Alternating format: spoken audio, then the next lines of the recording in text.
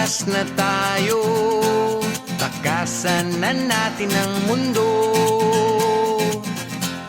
Magtago papalayo sa mas tahimik at payapang mundo.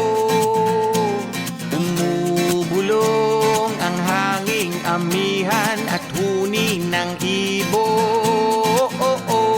Dumudulog at tinatawag na tayo ng bundok.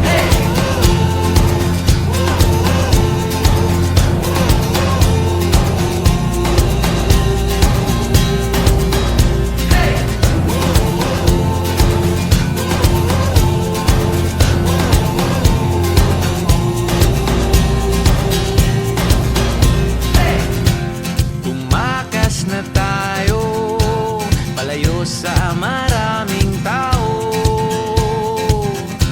Tumiwalay at magtago sa maingay at malabong mundo.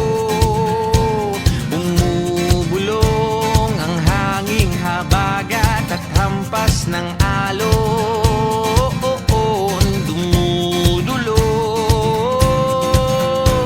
at niyayakag na tayo ng karagatan.